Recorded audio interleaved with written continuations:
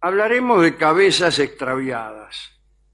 Hemos hablado alguna vez, y nos han pedido que volvamos a hacerlo, del destino curioso de la cabeza de algunos personajes célebres.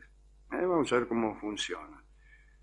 Contaremos primero lo que pasó con Oliver Cromwell, que murió en el año 1658, cuando todavía gobernaba sobre Inglaterra. Recuérdese que Cromwell fue el que destituyó a Carlos I, que fue decapitado, justamente. Y luego, de un breve intervalo republicano, vino la restauración con Carlos II. Pero murió Cromwell, ¿no? Gobernaba en el momento de morir, sobre Inglaterra, Escocia, Irlanda, con la jerarquía de Lord Protector, era así, ¿no? Bueno, 2 años después de ser enterrado con todos los honores en la abadía de Westminster, su cuerpo embalsamado fue desenterrado y arrastrado, vino la restauración, ¿no?, de la monarquía. Lo arrastraron hasta Tyburn, donde lo colgaron para exponerlo. Cuerpo muerto de Cromwell, ¿no? Estaba Carlos II en el trono, y luego de ser expuesto algún tiempo, el cadáver de Cromwell fue decapitado. Al tipo mucho le importó, ¿no? La cabeza fue empalada, disculpen ustedes, en un poste de 8 metros de altura que fue colocado en el tejado de Westminster, en Londres. Bien, parece que la cabeza de Cromwell permaneció 25 años en ese tejado. Westminster Hall se llama.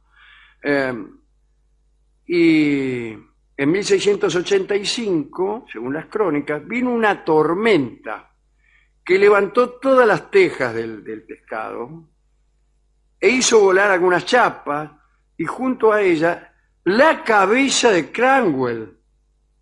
Cuando terminó la tormenta, empezaron a buscar la cabeza y no la encontraron. Andá a saber dónde fue a parar. Nunca la encontraron. No encontraron la cabeza de Cromwell. Finalmente se la dio por perdida. Sí, Le dijeron, bueno, no busquen más, ¿viste? Porque ya empieza, cuando la búsqueda empieza a fracasar. Bueno, ¿será esta? No, señor, esta no, no. esta no es, y esta que, bueno, que cualquiera, bueno. Así que la dieron por perdida y chao, y olvidémonos de este asunto. Así que es inútil que aquellos que visitan Londres empiecen a buscar por el piso para ver si por casualidad aparece la cabeza de Cromwell.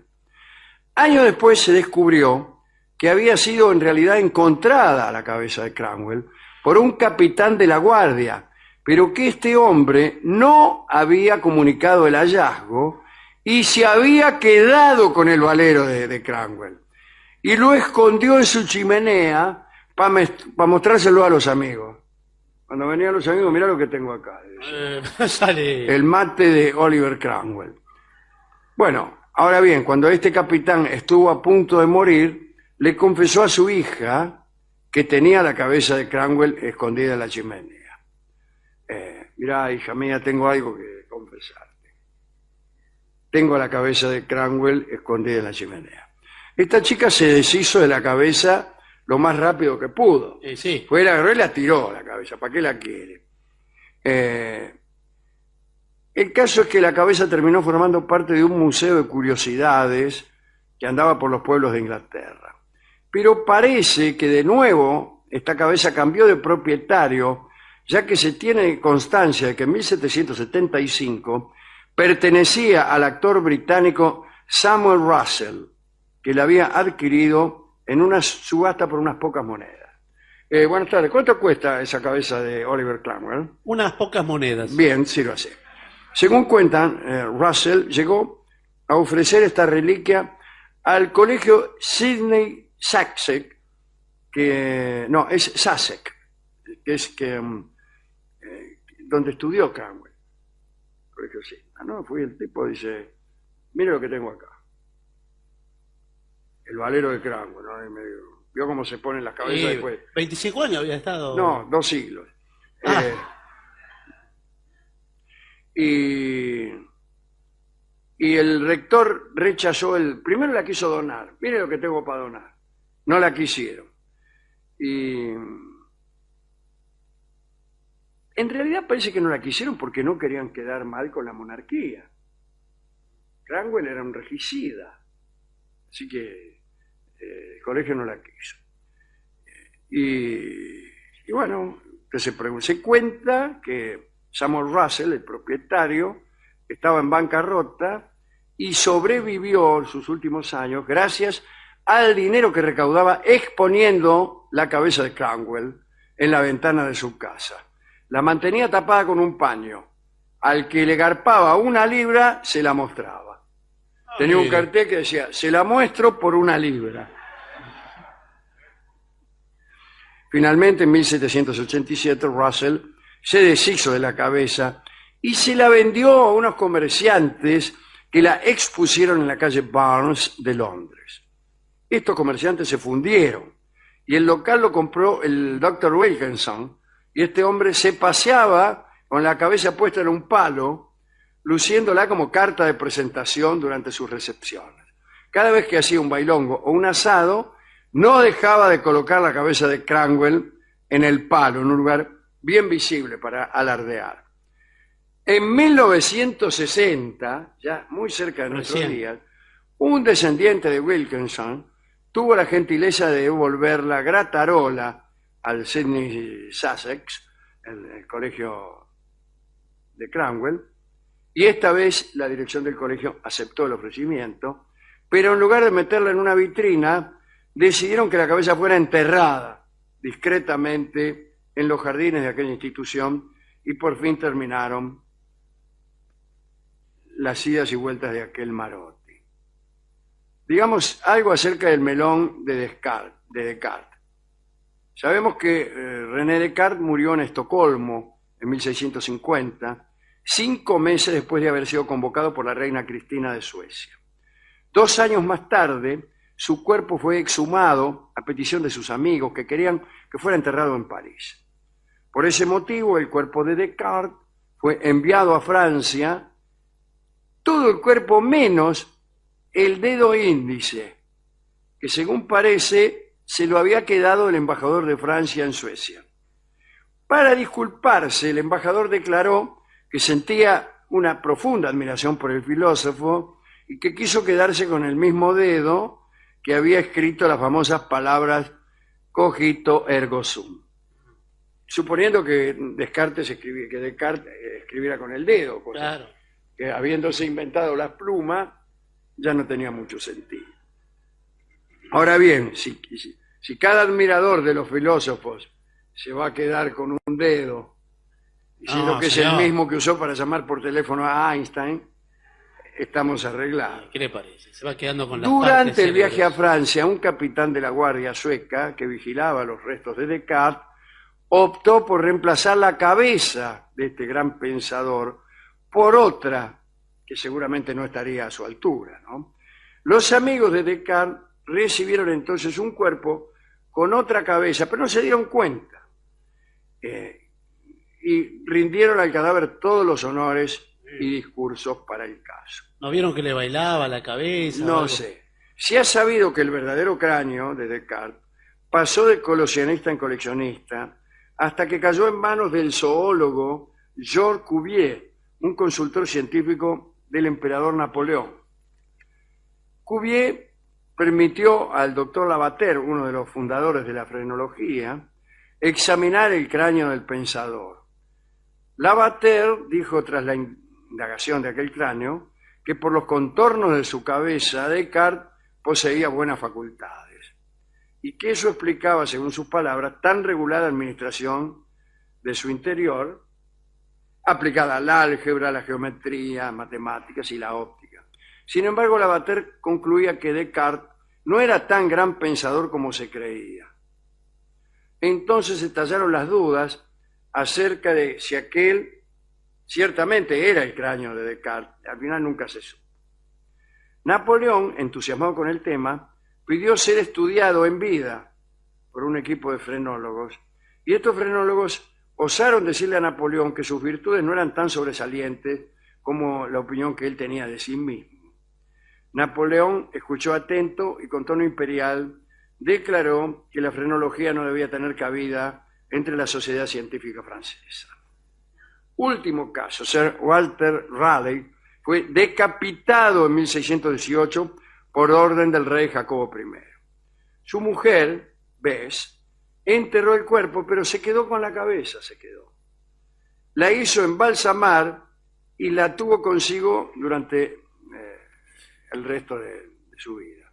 Parece que la guardaba en una bolsa y cuando recibía visitas de renombre, colocaba la cabeza bien decoradita en una repisa. Anda a saber cómo la decoraría, ¿no? Sí. ¿Cómo se decora la cabeza de un señor para ponerla en la repisa? Y le ponen flores. ¿Sabe que tallarines de papel? ¿Y en dónde se los ponen? Papel y alrededor. Ah, como para proteger, así como un huevo de Pascua. Claro, y la cabeza sale así, y por ahí le puede poner un sombrero. Anteojo. Anteojo sale mucho. Sí, claro, un pucho. Sí. Ya va tomando confianza. Y el día de mañana le pone el dedo índice del otro. Tras la muerte de la mujer de Raleigh, su hijo se encargó de guardar la cabeza de su padre y finalmente se decidió a enterrarla, la cabeza, en 1666. Bueno, estas son las tres historias de cabezas andariegas que tenemos hoy, la de Cranwell, la de Descartes y la de Raleigh, aquel que trajo el tabaco desde Virginia. ¿A quién dedicar esta charla? Bueno, a todos los desmemoriados, ¿no? Que pierden su cabeza, sus pertenencias, se olvidan de todo. A quienes sus madres le dicen, ay, no te olvidas la cabeza porque la tenés pegada. Hemos ido a buscar discos que ilustraran estas cosas que hemos contado. Y nos gustó el episodio de la voladura de las chapas y de las tejas de la abadía de Westminster en 1685, ¿no? Que junto con las tejas se voló la cabeza de Cranwell. Y en conmemoración de los episodios y del lugar donde ocurrieron, vamos a difundir el vals que se llama Caserón de Tejas, que fue compuesto en alusión a este episodio, ¿sí? A la voladura de las tejas del hall de Westminster. Pero no menciona específicamente. No lo dice para quedar bien con el comisario. La versión es de Libertad Lamarque. ¿Qué día es hoy? 19 de abril, muy bien. 19 de abril. Quiere decir que si siguiéramos con el calendario juliano, sería hoy 6 de abril. Porque vamos a tener esta noche una charla largamente prometida y siempre diferida, que es la de los calendarios. Vamos a ver cómo es este asunto. ¿Cuándo empieza la humanidad a medir los tiempos? Bueno, qué sé yo. Seguramente la primera unidad de medida ha sido el día, que es aquel fenómeno cuya repetición se nos hace más patente de forma inmediata. Todos los días sale el sol, bueno, medimos los días. Pero hay que reconocer que los días no sirven para establecer con exactitud periodos más o menos prolongados. Digamos, el hombre primitivo, ¿cuánto viviría? 30 años. La gente se moría mucho en la prehistoria, dicen, ¿no? Y 30 años son unos 11.000 días. Son demasiados como para contar una vida en esos términos. Y yo creo que la otra unidad de medida más fácil que viene inmediatamente es el mes. Porque las fases de la luna, es decir, aquel tránsito que hace la luna desde su aparente ausencia en la luna nueva hasta la plenitud de la luna llena y su regreso, dura 29 días y medio, y cualquiera puede ver que eso es constante. Seguramente el mes ha sido la segunda unidad de medida utilizada por los hombres en los albores de la historia. ¿Y para qué le servía? Bueno, ahora ya se podían medir los periodos prolongados un poco mejor. Así un hombre vive, no 11.000 días, 350 meses. No está mal. Algunos tienen una teoría con respecto a esto. Dicen que los años bíblicos que han vivido los viejos patriarcas son en realidad meses. Por ejemplo, Matusalén, paradigma de longevidad, pues decían que había vivido 969 años. Si fueran meses no estaría mal, son 70 y tantos años, que para aquella época sería muchísimo, ¿no? Porque la gente, como digo, se moría con más frecuencia que ahora. No, en realidad se moría lo mismo que ahora, a muerte por cabeza, ¿no? Pero bien, resulta que hasta que no aparece la agricultura, esto del mes mucha importancia no tiene, pero después los tipos empiezan a sembrar, y hay que sembrar más o menos en cierta época, porque usted si siembra en una época las plantas crecen, y si no, no crecen, entonces hay que contar bien los meses. Y para contarlos surgen castas especializadas, casi siempre los sacerdotes, que son los que están encargados de medir el tiempo, y lo hacen con mucha rigurosidad, pero también con mucha solemnidad, de modo tal que mezclan la medición con rituales, ceremonias complicadísimas, a cuyo defecto atribuían las calamidades que sobrevenían. Cuando se atrasaba la inundación, cuando las lluvias no aparecían, pues los sacerdotes suponían que era porque las ceremonias no habían sido realizadas con la rigurosidad necesaria. Y ahí empiezan a contar el tiempo mejor, y ahí empieza el año. Porque es en realidad en el año donde empiezan, donde se ven las estaciones. Pero vamos a ver qué pasa con el año lunar, que es el primero que hay. El año lunar tiene 12 meses lunares, ¿no? En la actualidad, el único grupo humano importante que utiliza y que sigue contando sus años con el calendario lunar es el de los musulmanes, cuyo año tiene 354 días y pico. Fenómeno. Pero, ¿qué pasa con el año lunar? Que como tiene 11 días menos que el año solar, los periodos de siembra, es decir, se van atrasando cada vez. Imagínese que usted tiene que sembrar siempre en una misma fecha del año solar. Si lo cuenta conforme al año lunar, esto va produciendo se va corriendo la fecha, y usted va a empezar a sembrar cada vez más tarde. Esto lo descubrieron los egipcios, que en realidad dijeron: este año lunar no sirve, y empezaron a contar por un año que era solar, pero porque resulta que el Nilo desbordaba cada 365 días, sabiamente, el río. Un pequeño cálculo acerca del año lunar musulmán. En este momento yo, si no me falla el cálculo, creo que es el año 1411 del calendario musulmán, que empieza a contar en el año 622, año de la Égira, que es la huida de Mahoma. Y que no es tan fácil, no hay que restar a la fecha 622, porque como se trata de años lunares, que pierden cada año 11 días, imagínese usted el lío que es.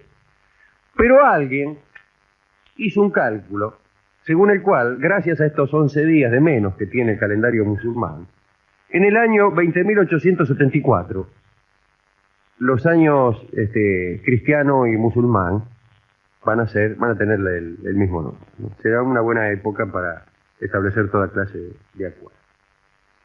Después aparece el año mezclado que utilizaban los babilonios, que era un año donde cuando se atrasaba mucho le metían un mes en el medio, y casi todos los pueblos agarraron esa manera, entre ellos los romanos.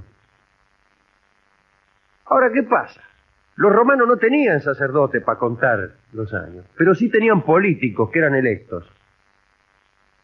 Y entonces calculaban el año conforme les convenía. Si su partido estaba en el poder, contaban un año largo. Y si no, lo contaban corto. Bueno, se había armado un jarabe que ya no se sabía qué día era en Roma. Mejor dicho, se sabía qué día era, pero Estaba en verano y caía la nieve, que para qué le voy a contar. Bueno, hasta que vino Julio César. Julio César había ido al Egipto, justamente, y había visto cómo medían los sacerdotes del Egipto. ¿Qué medían con el Nilo? Tenían un pequeño error, porque resulta que el año no dura 365 días, sino que dura 365 días y un cuarto. De modo tal que el Nilo se iba inundando un poco más tarde cada año, un cuarto de día cada año, que no es mucho.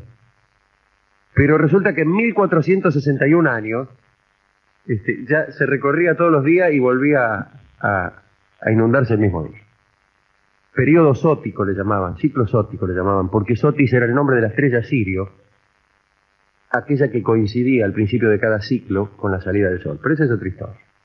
Bueno, entonces vino Julio César y dice, no puede ser, viejo, acá estaba atrasado 80 días, más o menos, el calendario. Quiere decir que cuando el calendario decía que era el día de la primavera, estábamos en cualquier otra estación. Entonces dice, bueno, se terminó, dice Julio César. Desde hoy yo me traje acá un muchacho de Egipto, y se trajo un astrónomo que se llamaba Sosígenes. Y empezaron a sacar la cuenta, que yo fenómeno. Dice, acá lo que pasa es el cuarto de día ese. Primero, el año 44 antes de Cristo tuvo 445 días. Le metió días, pero Le sobraba. el año de la gran confusión le llamaban los romanos. Y después estableció el sistema de los años bisiestos. Bisiestos porque el sexto día antes de los idus era doble, bisiesto. Y todos contentos. Oh, dice, qué fenómeno este Julio César, dice. Ahora vamos a tener, cuando es primavera, cuando es verano, cuando es invierno, y todos vamos a saber de qué se trata. Pero hasta ese calendario tenía un pequeño error, caramba. Porque resulta que, fíjese, que el día no mide, el año no mide 365 días y 6 horas, sino que dura, mejor dicho, estoy confundiendo el tiempo y el espacio, que dura 365 días, 5 horas, 48 minutos y no sé cuántos, y 46 segundos. Quiere decir que a cada año le estamos choreando 11 minutos y 14 segundos. Que no es mucho tampoco, pero que a lo largo de los años va sumando. Y se empieza también a aflojar la disciplina de los solsticios y de los equinoccios. Me gusta como lo dije. Y con los años empiezan a suceder estas cosas. Primero, digamos, el equinoccio vernal es el 21 de marzo. Y después se atrasa. Y ya en el año 1200 y pico estaba Roger Bacon, a quien ustedes conocen, que le envió una carta al Papa Urbano y le dijo, mire, que ya estamos atrasados 8 días. El equinoccio ya no es el 21, sino que es 8 días. Y el Papa no le hizo caso, pero en 1582, mucho después, otro Papa, Gregorio, se aviva del asunto, cuando ya el atraso tenía 11 días. O 10 días. ¿Y qué hace? El 5 de octubre de 1582 lo hace 15 de octubre. Así que la gente se fue a dormir un 4 de octubre y se despertó el 15. Lo cual es maravilloso. Ojalá se pudiera hacer así. Pero eso fue lo que hizo Gregorio. Fenómeno.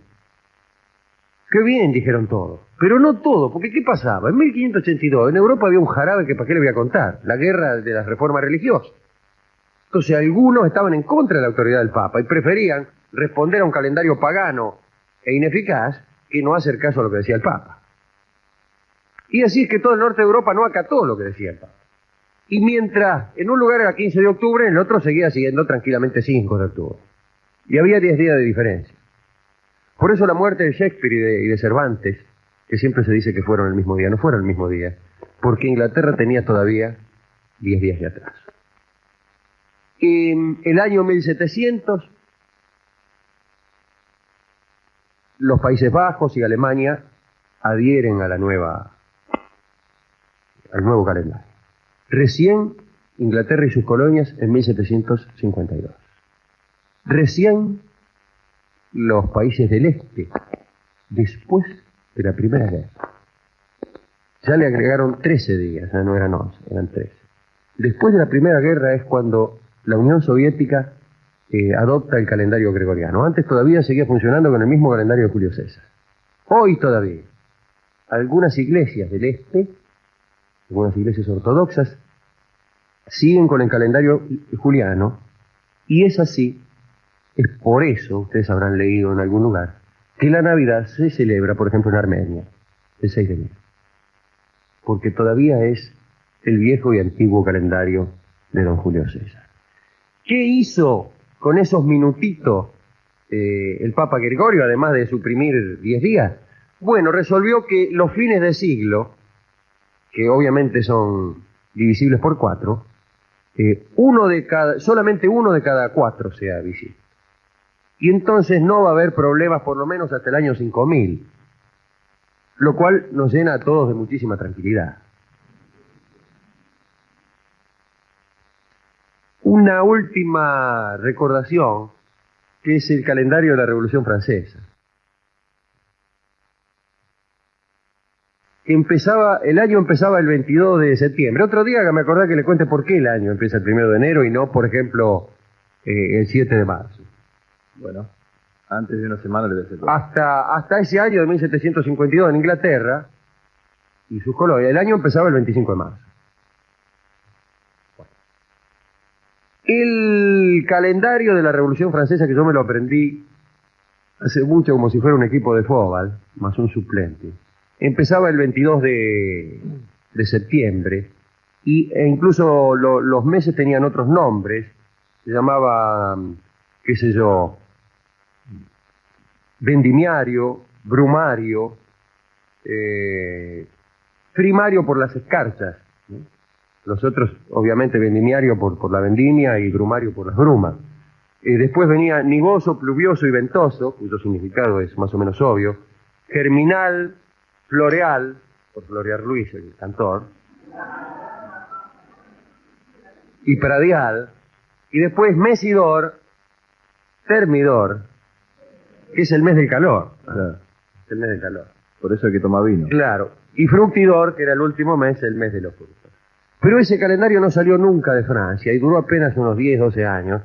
Y Napoleón lo tuvo que suspender en su funcionamiento porque la gente no le hacía caso. Es como aquí cuando le cambian el nombre a una calle. La gente le sigue diciendo de cualquier manera.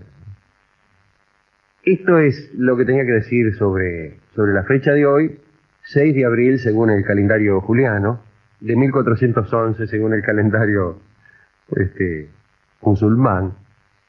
Y habría que sacar la cuenta en qué año estamos, según el calendario griego, que empezaba con la primera Olimpiada, según el calendario seleucida, que empezaba con una batalla de Alejandro Magno. ¿Usted sabe quién fue el que puso los años tal cual lo contamos ahora? Carlomagno, en el año 800 y algo. Fue el que impuso esta manera de contar los años a partir del nacimiento de Cristo. Hasta ese momento no era esa la manera de contar los años. Curioso, ¿no? Curioso. Bueno, quedan algunas cosas interesantes por decir, pero por ahí no las decimos nada. Sin saber muy bien en qué día estamos, cosa que pasa de todas maneras, ¿sí? Y sin saber tampoco qué ventaja hay en saber en qué día vive uno. ¿Sabe que quiero decir algo?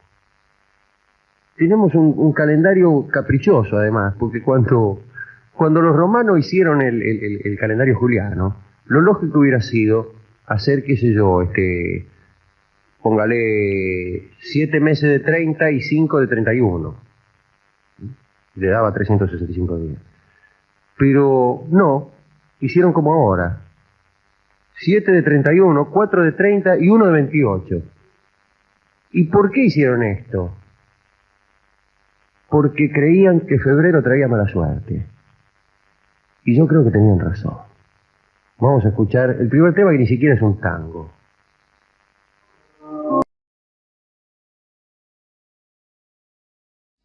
El viaje de René Quellier a Tombuctú. Saben ustedes que durante siglos muchos aventureros europeos hablaban o soñaban con una ciudad rica, prohibida y misteriosa que quedaba allá en el centro del África, dentro de lo que hoy es Malí. Estamos hablando de Tombuctú. Muchos de estos soñadores citaban antiquísimos relatos de viajeros que aseguraban que vivía por allí un gran rey en un suntuoso palacio y que los creyentes, musulmanes, rogaban allí en una mezquita construida en oro. Además, la ciudad que describían era inmensa, con universidades, con las mejores bibliotecas del mundo.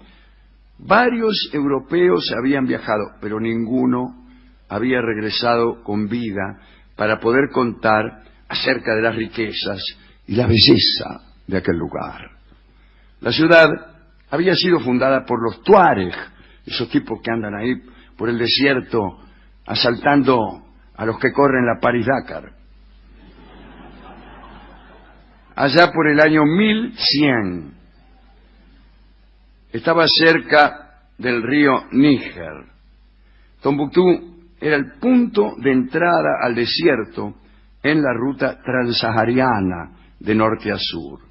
Allí se reunían los camelleros tuareg, quienes comerciaban con la sal que traían del Mediterráneo y la intercambiaban por oro, fruta y pescado con las tribus negras que poseían esos bienes en abundancia. La presencia de oro, sumado al hecho de que no se permitía la entrada a la ciudad de los no musulmanes, originó las más tremendas leyendas sobre la ciudad.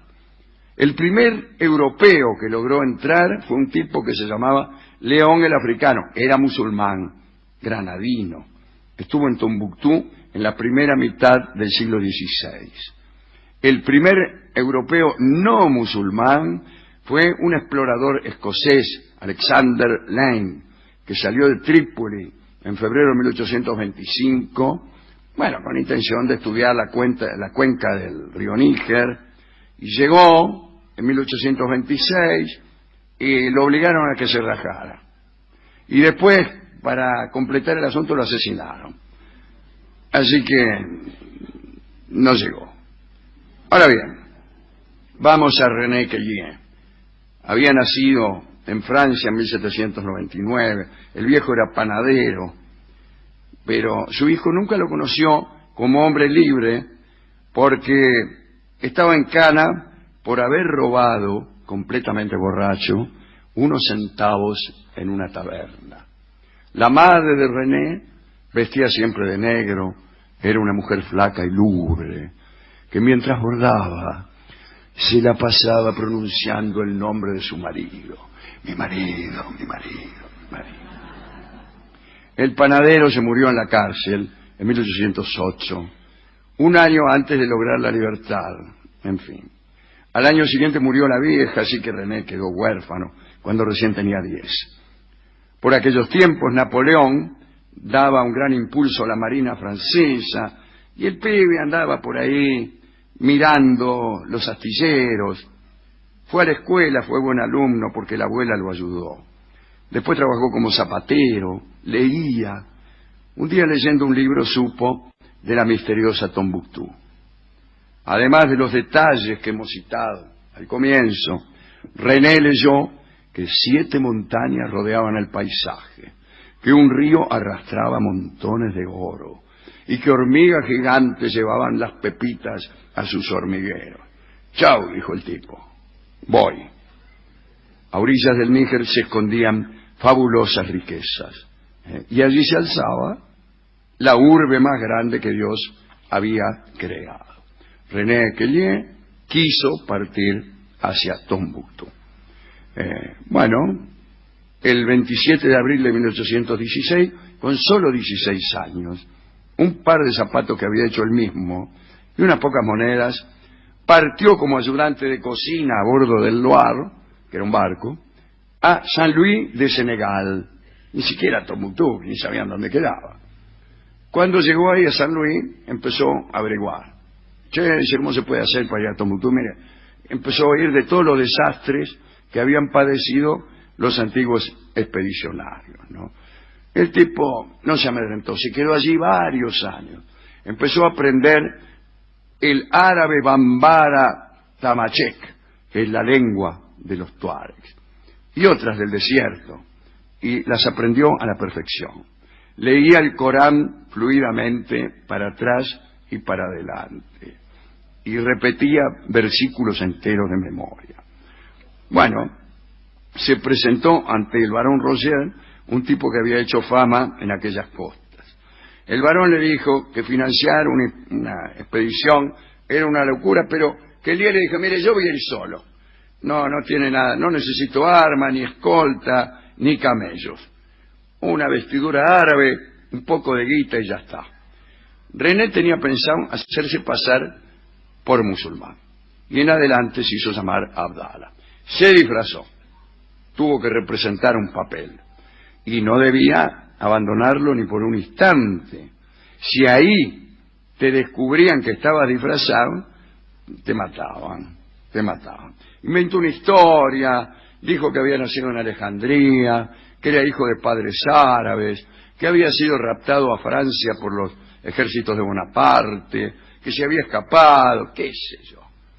El caso es que recién en abril de 1827, 10 años después de su llegada a Senegal, después de preparativos, estudios, expediciones en las cercanías, etcétera, partió rumbo a Tombuctú.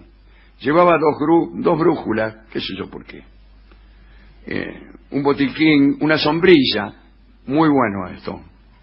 Su plan era unirse a cualquier caravana, o sea, un gran plan para haberlo preparado durante 10 años. Y se metió nomás en medio del desierto. A cada uno que encontraba le contaba la historia. Mire, yo nací en Alejandría, de padres, y por ahí se equivocaba. Bueno, padeció 1000 problemas. En medio del viaje le llegó el mes de Ramadán. Como no sabía muy bien el régimen de ayuno, se equivocaba. Bueno, el 13 de junio, no sé de qué año, se encontró con un río enorme, y ese era el Níger, del cual, según se decía, ningún europeo había traído noticias. Es decir, se decía que ningún europeo había dicho nada. Cuando llegó la estación de las lluvias, avanzó bajo el agua, dormía sobre el suelo mojado. Para no resbalar sobre la tierra se sacaba la sandalia, pero se lastimaba los pies, sufría y sufría y sufría y sufría. Cada vez que atravesaba una aldea, la blancura de su piel suscitaba un gran asombro, y la longitud de su nariz también. Bueno, un día empezó a sentir grandes dolores en la mandíbula, y vio que la piel del paladar se le estaba despegando. Hay que estar. Te duele la mandíbula, te metes el dedo, y ves que se te caen cachos de paladar. Tenía lo que se llama el escorbuto, el beriberi, ¿no? Un hombre llamado Baba lo salvó con pedazos de una madera hervida que él debía ingerir todos los días. Cuando encontraba gente con quien proseguir el recorrido,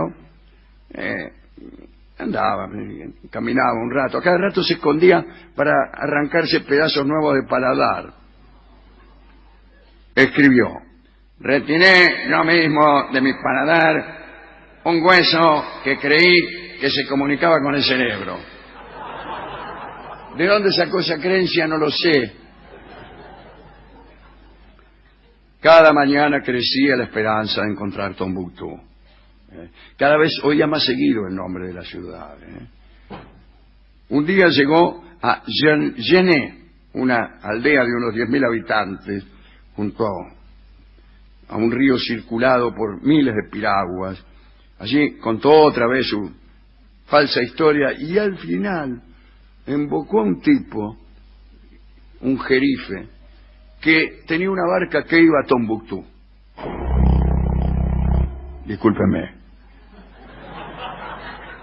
lo sobornó regalándole la sombrilla y lo llevaron.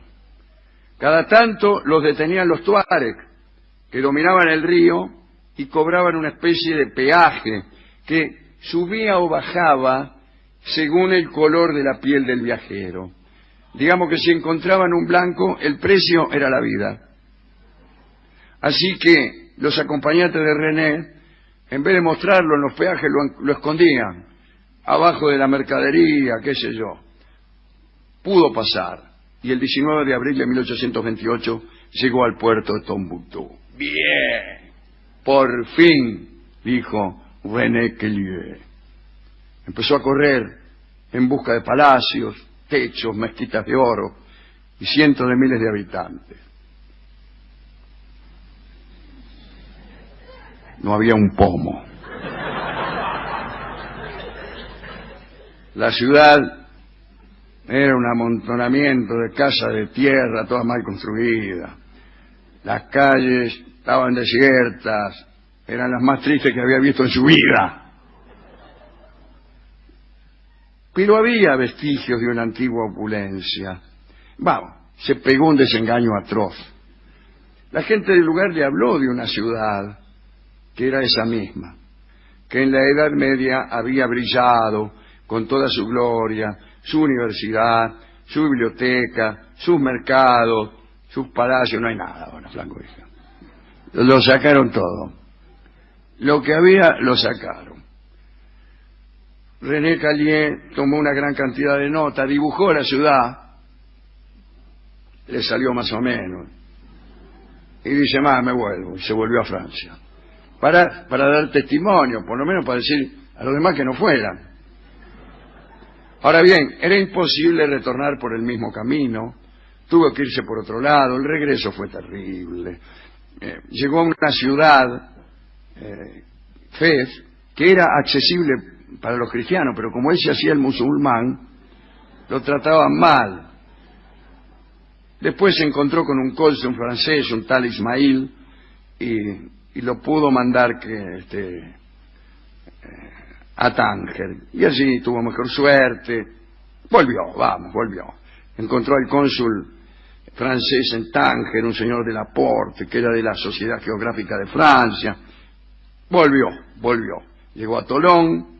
La Sociedad Geográfica de París le hizo entrega de 10.000 francos que había como recompensa al que regresara de Tombuctú con una descripción del lugar. Bueno, y publicó una narración, se llama Diario de un viaje a Tombuctú. Breve. La publicación le dio un gran renombre y describió de modo detallado la ciudad, advirtiendo que de verdad, ojo, lo primero que dice, guarda, que es un garrón.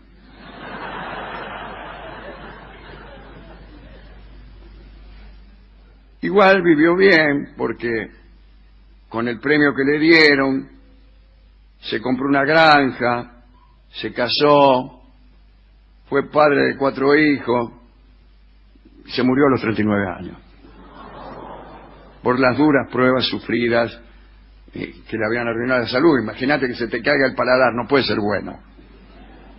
Estás ahí lo más tranquilo con tus hijos y se te empieza a caer el paladar. No se lo deseo a nadie. En el censo de 2012 dicen que hoy viven en Tombuctú 35.000 personas. Hoy en Tombuctú estuvo soleado, hicieron 41 grados de temperatura y la humedad fue del 3%. Hemos glosado este viaje de René Quellier, un hombre que marchó 10 años detrás de un sueño para encontrar solo un desengaño. Y en realidad esta charla está dedicada a todos los que van a buscar algo y no lo encuentran. Esa es nuestra vida, buscar y no encontrar, marchar hacia la decepción por un largo y sinuoso camino.